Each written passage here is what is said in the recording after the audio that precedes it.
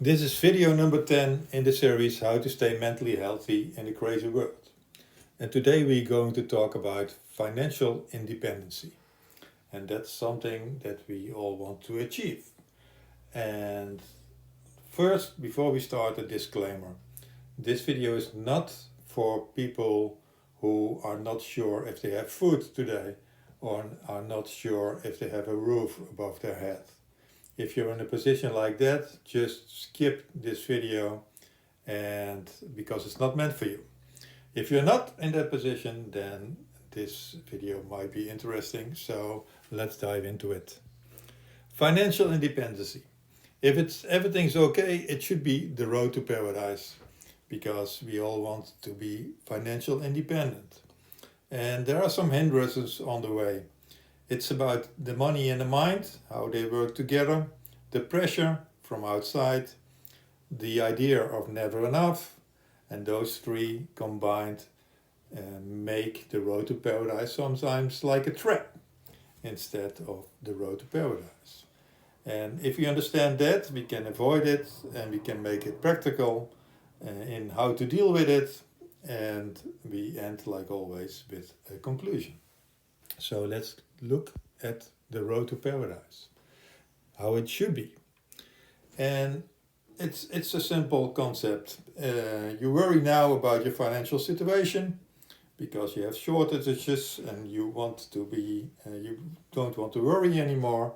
So you're going to fix it. You're going to prepare yourself to solve that problem so that you don't have to worry anymore. And to do that, you need to focus on getting more money, so you will have temporarily more worries about money instead of less. But that's not a problem in itself because it's quite normal. If you have a leakage somewhere in the house, you can spend every day 5 minutes in washing away the water. And another thing that you can do if you don't want to wash away the water every day, you repair the leak and you spend maybe 1 or 2 hours to do that, so you have more effort to repair the leak, but after that you don't have to wash away the water anymore, so you don't have to worry anymore, and it's all fixed. It's the same with financial independence.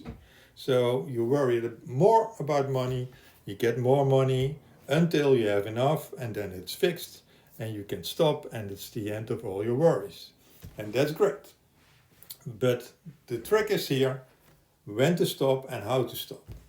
Because you need to know the moment that you stop with it. With a repair of a leakage, it's very simple. If it's repaired, it's repaired. But when have you repaired your financial situation in a way that you're financial independent? That's the big question. And there are some things that makes it quite difficult to judge when to stop and to make it difficult to stop anyway. And the first thing is the way the money and mind work together. Money is a very strange thing. It's very abstract.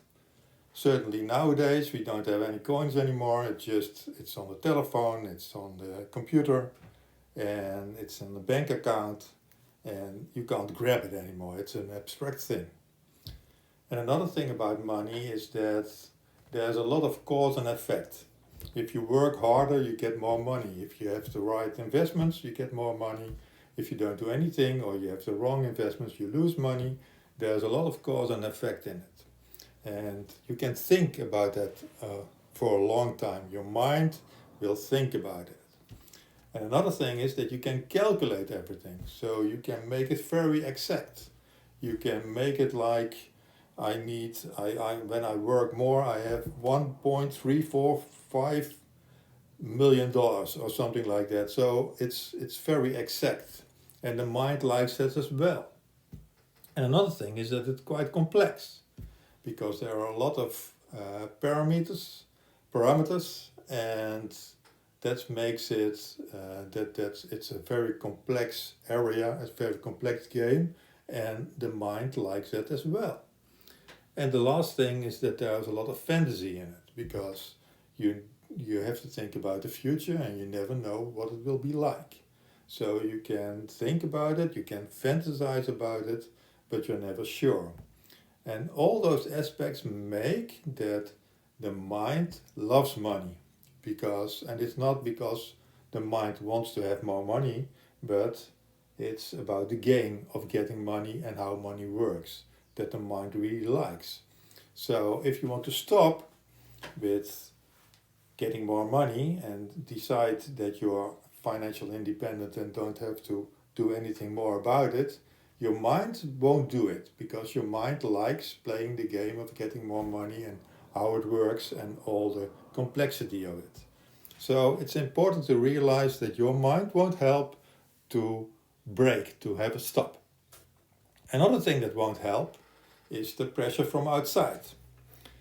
Because from outside there's a lot of pressure that you need more money and that you have to gain more money and that you have to do the right investments. So companies do that, all the banks and insurance companies, they say that you need more money and they tell you that, so you're going to believe it. So you think, oh, I have still not have enough, so I need more.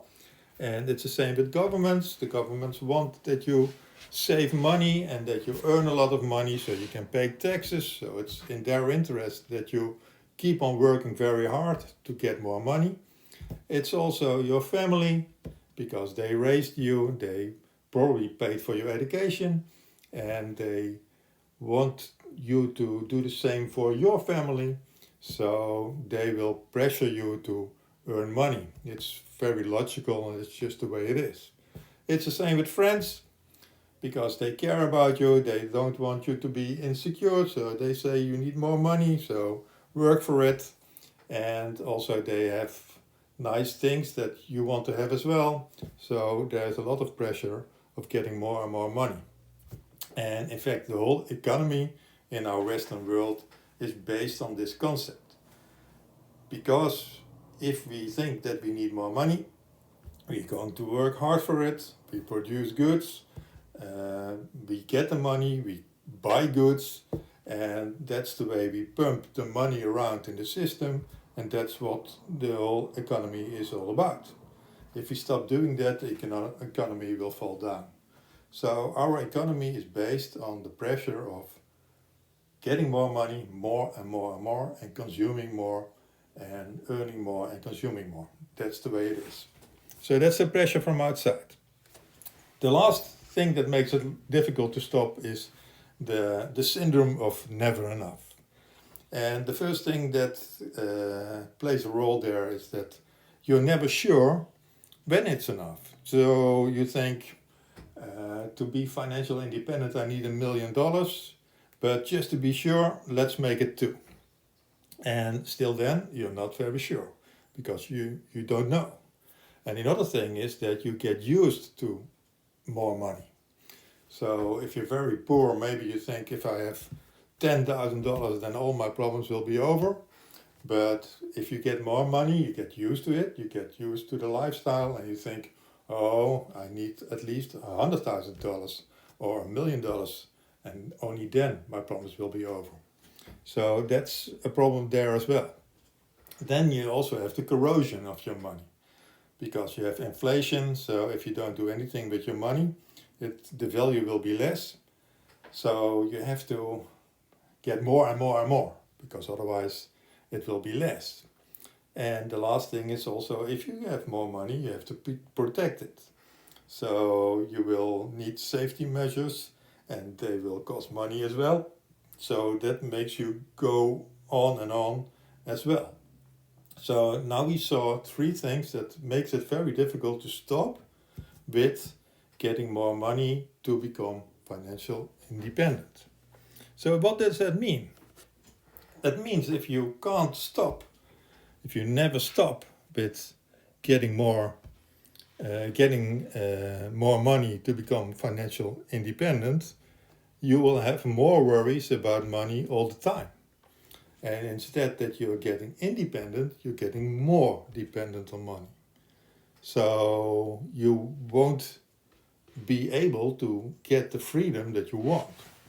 In fact, it's more like the opposite effect. So the more you are trying to get more money to become financial independent, the more money becomes an issue, and the more you are dependent on getting that money. And you see that even in very rich environments, that no matter how rich they are, money is always an issue. So you would say they are financial independent, so they don't have to care about money anymore. But if you are on a party, then 50% of the talk or more is about money. Even a lot more than with poor families and poor environments. So if you try to become financial independent by getting more money, there's a big chance you step into the trap and you will get the opposite effect. And the opposite effect is that you are dealing and thinking and acting with money in your mind the whole time. And that's not very good for your mental health, because it gives a lot of insecurity, a lot of anxiety, and that makes it not the right solution for the problem of becoming financial independent. So now we know what we don't want to do, but what's the other way? And let's make that practical. So how to deal with it, how to avoid stepping in the trap. And the first thing, like normally, in fact, is to experience the connections. We talked in the previous videos about the 4 connections that we need. The connection with yourself, with other people, with nature, and with the universe.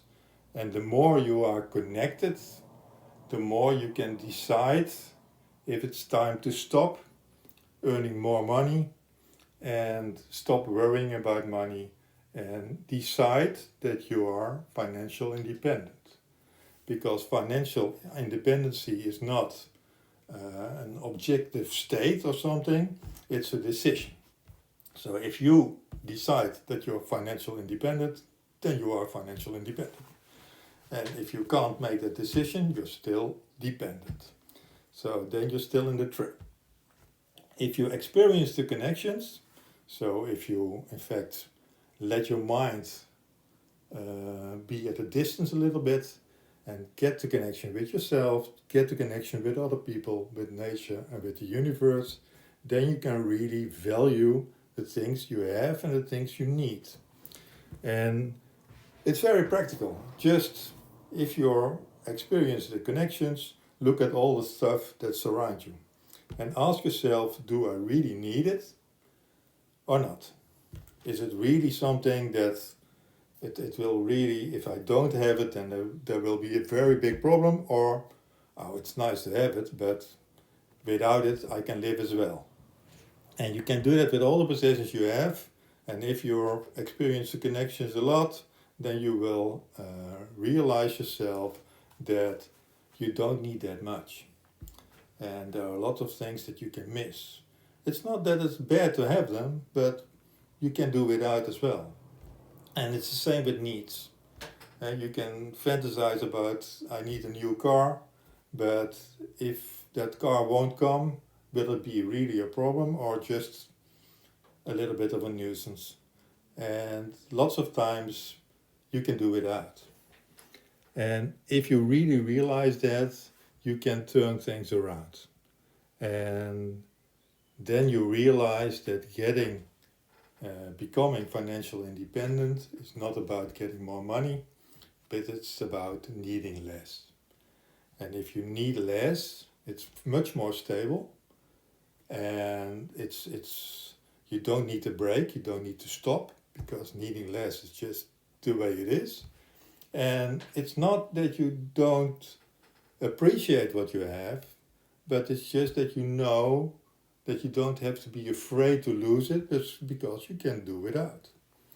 And then you're really independent, because then you're independent of your possessions, you're independent of money, because it's not that you don't want to have it and that you that is something bad with it, but you don't need it anymore. And then you can really feel the freedom that you can do what you want, because you don't have to worry about money anymore, because you don't need much. And with your salary that you have now, it's probably enough to be financial independent. If you decide that you need less, and if you have the connections, you can do that. And if you do that, you will also realize that you can enjoy the things that you have. So you don't have to be afraid that you lose them, you don't have to get more, you just enjoy what you have, and if there's coming more, you enjoy that, and you will be grateful. Because all the possessions you have, it's not something that's gives anxiety, it's something that gives joy, you can enjoy it, and if you lose them, you lose them, not a problem. But if you keep them, you can be grateful. And in that way, financial independency is really something that's into your system, and that you feel independent about money, and you don't think about money that much anymore. So money will get out of your system, your mind will come at ease, and that's very good for your mental health. So what's the conclusion? It's not about more money, becoming financially independent. And it sounds like it's some kind of trick, it's a semantic thing, but it's not. It's completely not. It's all about financial independency. It's my experience. I've seen it with poor people and rich people and everything in between. It's a decision. If you decide for yourself that you need less and decide for yourself that you're financial independent, then you're there. And it's important to realize that your mind won't help with that, because your mind likes to play with the money, and you need the connection with yourself and the connection with other people and the universe and nature to really become independent. And if you can do that, then you really set yourself free, and you are not bound by all the limits that money will bring you, because those limits are only in your mind. They are not real, they are only constructions. So if you have the right connection, especially with yourself, you know you don't need all the money and all the possessions, and you're free. You're free to do whatever you want, and that makes you mentally very healthy and happy. So this was it. Thank you very much, and I see you next time.